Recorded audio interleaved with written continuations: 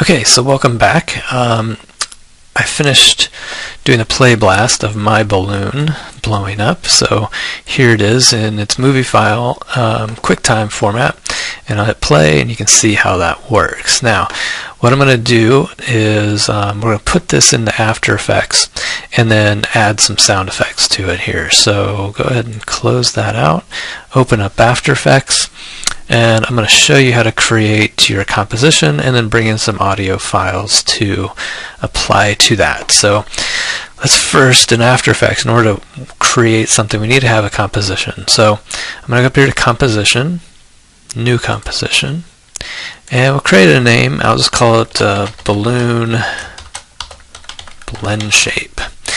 And the width and height, the resolution, I created my play blast at 960 by 540, so I'm going to make sure I put that in here. So 960 by 540.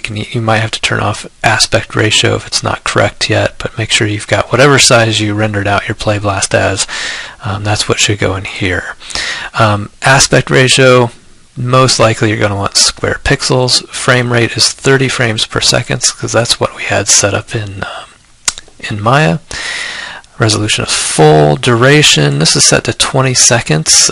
We can just go 10 seconds because ours is actually only 3, but I'll just give us a little bit of wiggle room there.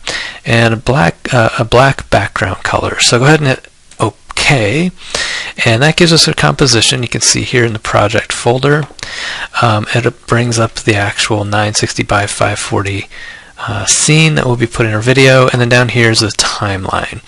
So next thing is, let's go ahead and import that that play blast that you did. So I'm going to right click and go to Import and File. Okay, so you can see mine are in here. Is my balloon video. It's the .movie file, and then I also went ahead and brought in two sound effects here. One is of about a 3-second clip of a balloon being blown up.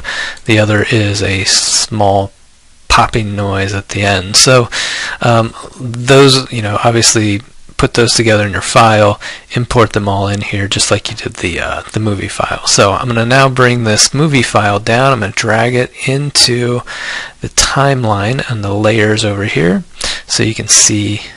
As I scrub the timeline, you'll see the animation, and then we'll pop at the end. So next thing is, I'm going to bring in the sound effects. Let's bring that in down here. If I need to, I can go down here and scrub at the bottom to increase the size or zoom into the timeline here. It makes it a little easier to see.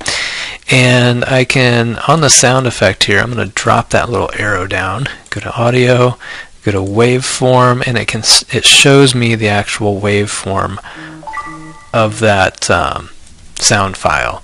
So if you hold Control and scrub the timeline, you should hear the audio.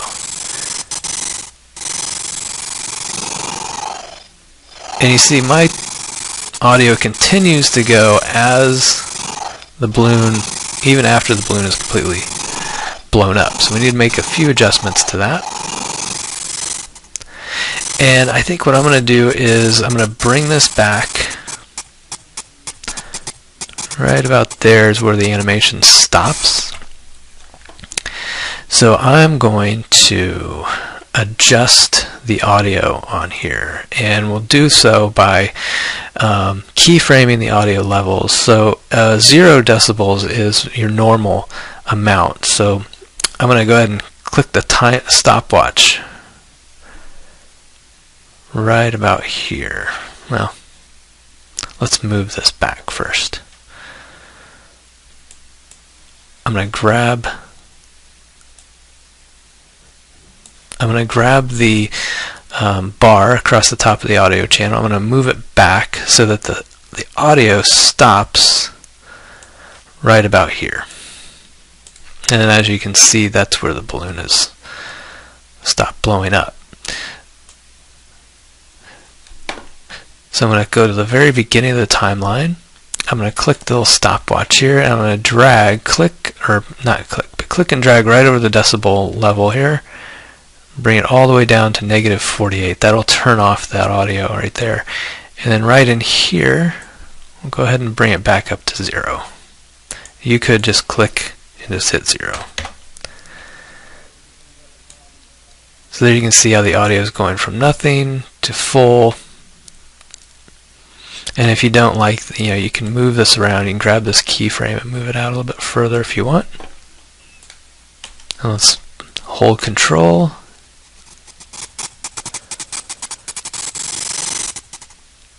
There you go.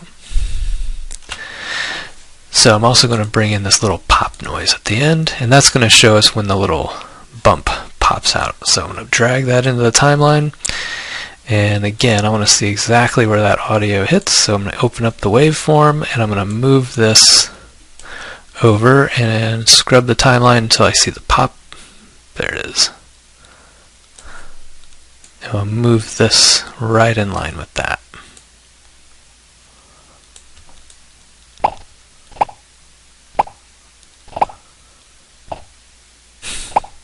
I think I could have made that a little shorter. Alright, but we've basically got it set up. Now you'll need to go in, make adjustments to whatever you need to make adjustments to make it all line up correctly. And when you're ready to render this out, what you want to do, since we've got 10 seconds of timeline here, but we only have 3 seconds of animation, I'm going to grab this thicker bar on top of the timeline. You'll see the little blue handle at the right side. Just click and drag that all the way in. I'm going to zoom all the way into that, and I'm going to make sure that that handle ends up on the very last frame where there's actually animation. If I scrub all the way to the very end of the file, you see it goes black. So I'm going to go to the frame right before that.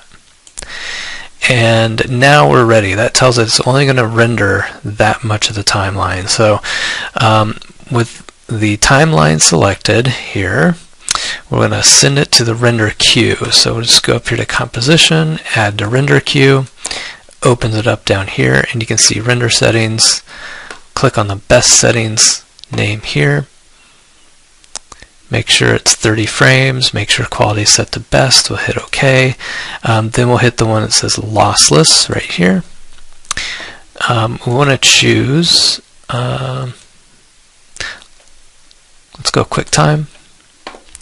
I don't need any post-rendered action, format options, let's make sure that's H.264, if not just click format options and choose it from the video codec here. Make sure the quality is set to 100. And then since we have audio, we want to make sure audio is turned on. And I'm going to go with the 48 kilohertz and just hit OK. And then the last thing is to click on the little file name down here in blue. We'll tell it where to save it. I'm going to go to my week 11 videos under blend shape and call it blend shape audio. Hit save, and all we have to do is hit the render button right here. You see it shows it's going across, and it should pop up the window with the QuickTime movie ready to play. And here it is. So if I hit play, hopefully you can hear that on the recording here. But that's an easy way of adding audio to your animations. Now I would probably go in and go back to Maya and maybe make that little bump pop out a little quicker so it matches the noise a little bit better. But otherwise, that's the basic process, and that pretty much wraps it up for this video.